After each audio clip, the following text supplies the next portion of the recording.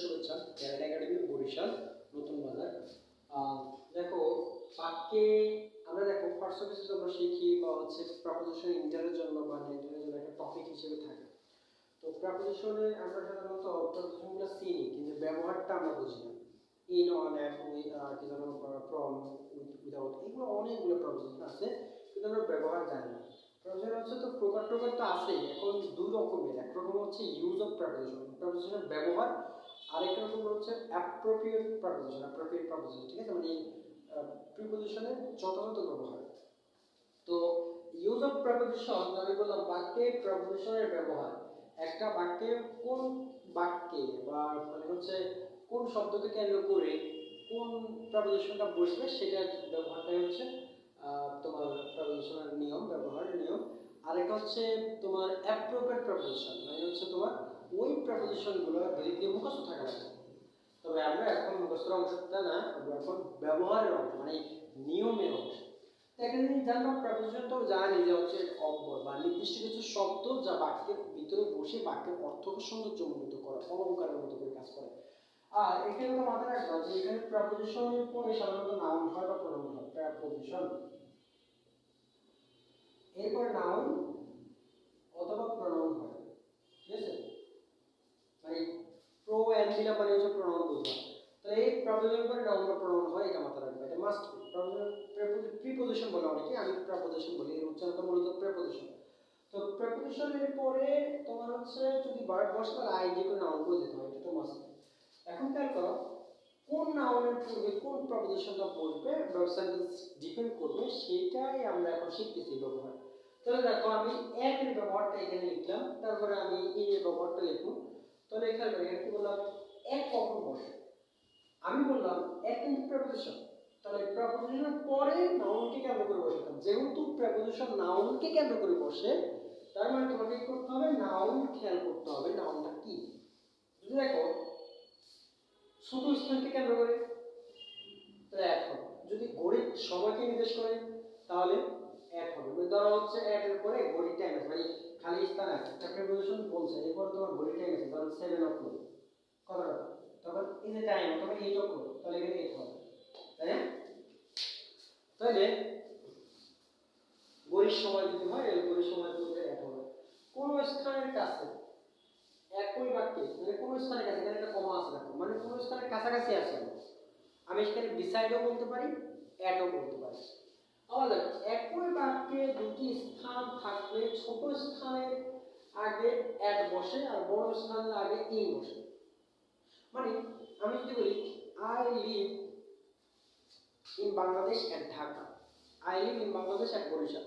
এখন দেখো বাংলাদেশ এটা একটা স্থান, বরিশাল এটা একটা স্থান, দুই স্থানের মধ্যে একই বাক্যে দুটি স্থান ব্যবহার হচ্ছে, তার মধ্যে বড়কে বাংলাদেশ, তাহলে আমি বলবো ইন, আর ছোট জায়গা কোনটা, বরিশাল, আমি বলবো এট।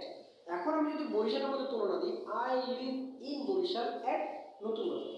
এখন দেখো নতুন বাজারের জায়গার নাম, বরিশালের জায়গার নাম, দুইটার মধ্যে বড়কে বরিশাল, বাক্যের তুলনা বরিশাল, তাহলে বরিশালের আগে ইন হবে, আবার নতুন বাজারকে এক হবে। উদাহরণ দিয়ে বুঝবা, তাহলে আমি বললাম যে এখানে বললাম একই বাক্যে দুটি স্থান থাকলে ছোট স্থানের আগে এক হবে আর তুলনামূলক ছোট স্থানের আগে তুলনামূলক বড় স্থানের আগে ইন হবে, এটা মাথায় রাখবা। আর নির্দিষ্ট সময় বোঝাবে, নির্দিষ্ট সময়, সেটা যদি একেবারে 8টা-9টা এরকম করে বোঝাবো তা না, নির্দিষ্ট সময় যদি ইঙ্গিত করে দেয় বা মুহূর্তকে ইঙ্গিত করে দেয় তাহলে এক হবে।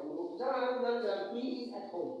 এখন এই যে হোমের আগে আমি এক দিলাম, কারণ হোম হচ্ছে একটা জায়গা, তুলনামূলক ছোট জায়গায় কি ছোট স্থান, হোম একটা ছোট স্থান না, তুলনা করা হয় না, ছোট স্থান। আবার বললাম ইট ইজ অ্যাট 9 o'clock বললাম, তাহলে এখন খেয়াল করো এই যে টাইম আমি পেলাম ঘড়ির সময়, এই যে ঘড়ির সময়ের আগে আমি কি খালি করে অ্যাট দিলাম, কথা রাখো।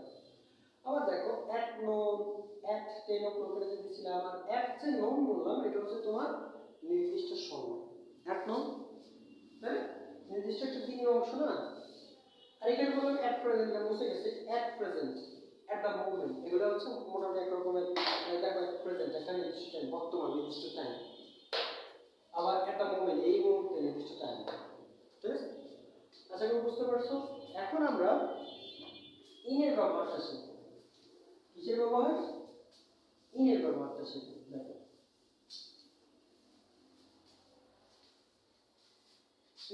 এইভাবে যদি আমরা লিখি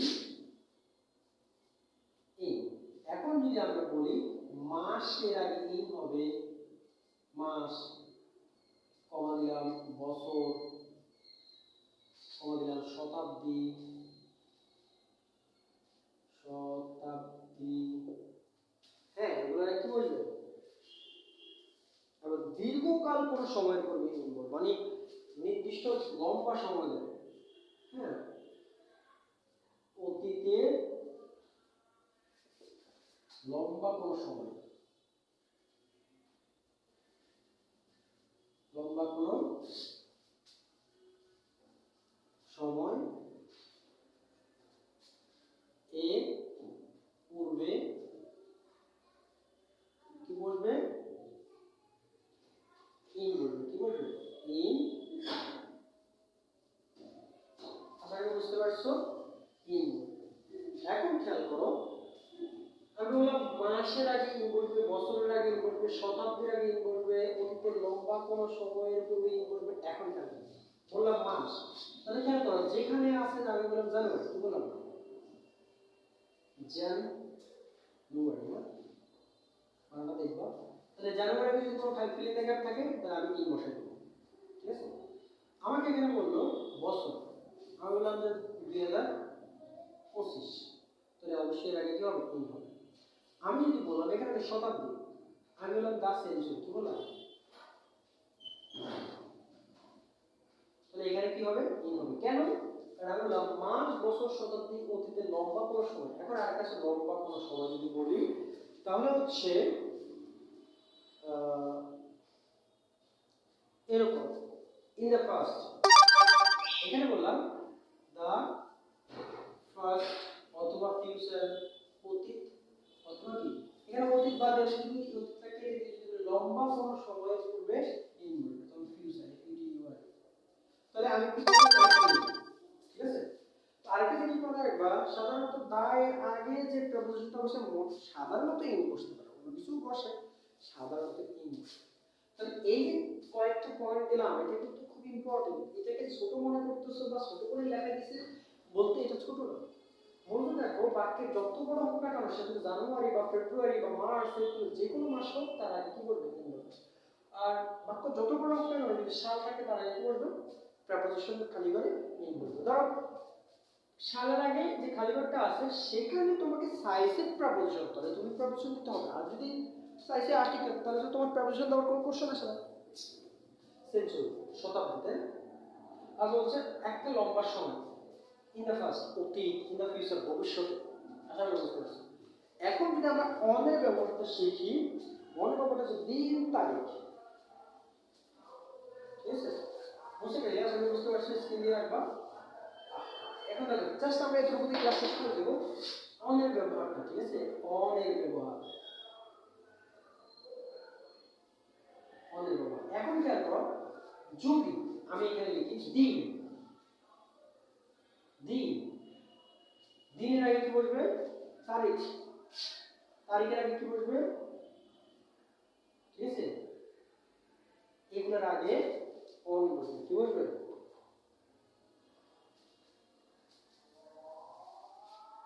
দিন তারিখের পূর্বে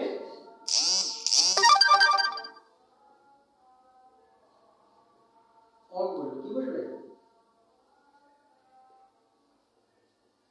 এখন খেয়াল করো, দিন বললাম, তাহলে আমি যদি দিন খেয়াল করে যদি বলি মানডে, অথবা যে কোনো একটা দিনের কথা যদি বলি, এর কি হবে অন। এখন যদি আমি বলি তারিখ বললাম না, আমি যদি বলি 26 যদি বলি 26 অক্টোবর, অথবা 26 নভেম্বর বলি, নভেম্বর, এখন এখানে কি হবে অন হবে। আবার এখানে আমি যদি বলি একটা কথা 17, এখানে ছোট্ট করে টিএস দিলাম, এরপর দিলাম আমি ফেব্রুয়ারি দিলাম, ফেব্রুয়ারি, হ্যাঁ। এখন খেয়াল করো এখানে হবে অন হবে, কি হবে অন হবে, আর এখানে একটা দাঁত হবেই। তাহলে অন দা 17 ফেব্রুয়ারি, তাহলে এখানে মাসের আগে, সরি আমি নভেম্বর, ও আচ্ছা খেয়াল করো তোমাদের প্রশ্ন থাকতে পারে মাসের আগে এন হয়, কিন্তু এখানে তো মাস কিন্তু না, বরং এখানে তারিখকে ইঙ্গিত করছে। কাকে? তাহলে তারিখের আগে অন, তারিখের আগে অন। যদি আমি তারিখটা বাদ দিয়ে দিতাম, শুধু থাকতো কি ফেব্রুয়ারি মাস থাকে, তো আমি ইন দিতাম, অন অন হইতো না। যদি শুধু ফেব্রুয়ারি বা শুধু মাসের নাম হতো অন অন হইতো না, ইন হতো। কিন্তু এখানে যদি তারিখ সহ আছে তখন আর ফেব্রুয়ারি বা মাসকে ইন্ডিকেট করবো না, তারিখকে ইন্ডিকেট করবো। কি বললাম? তারিখের করবে অন, দিনের করবো অন। এখন দিন বললাম মানডে বললাম on Monday, on Tuesday, on Thursday, on Friday, on Friday, on Friday, Saturday, যাই বলে না কেন আমরা দিনের করবো অন দিব, তারিখ থাকে তারপরে অন দিব। আমি যদি বলি যেমন হচ্ছে এখানে কালে রাখলাম, আমি যদি বলি মাই বার্থডে, কি বললাম? BIRTHDAY, এখানে কি হবে? অন হবে। কেন? কারণ এখানে ডে আছে, দিন আছে। ঠিক আছে, এরকম করে তোমার দিন উপলক্ষ যদি করে আমি কি বললাম? তারিখ।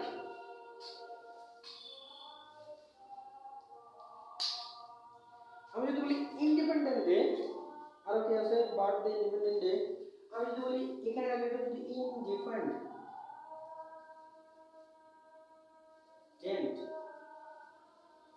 এই ডে আছে তাহলে অন হবে। ঠিক আছে, আশা করি বুঝতে পেরেছো।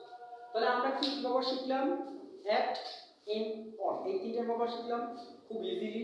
তো তোমরা যারা বরিশালে আছো, তোমরা হচ্ছে বরিশাল নতুন বাজার কলেজের পাশে বলা যায় যে মায়া কারণ ভবন ট্যালেন্ট একাডেমি কোর্সে তোমরা আসতে পারো। বরিশাল বিশ্ববিদ্যালয়ের অভিজ্ঞ স্টুডেন্ট এবং হচ্ছে কলেজের ম্যানেজমেন্ট কলেজের টিচার আছে, খুব যত্ন সহকারে সপ্তাহে 5 দিন পড়ানো হয়। তোমরা আসবা। আর হচ্ছে যারা অনলাইনে ক্লাস করতে চাও আমাদেরকে কমেন্টে জানাও, ইনশাআল্লাহ পরে তোমাদের কমেন্টের উপর আগ্রহ হয়ে, কমেন্টের উপরে আগ্রহ আশা বিশ্বাস রেখে ইনশাআল্লাহ শুরু করতে পারবো, সামনে ভালো কিছু করতে পারবো, এবং তোমরা ভালো কিছু নিতে পারবে ইনশাআল্লাহ।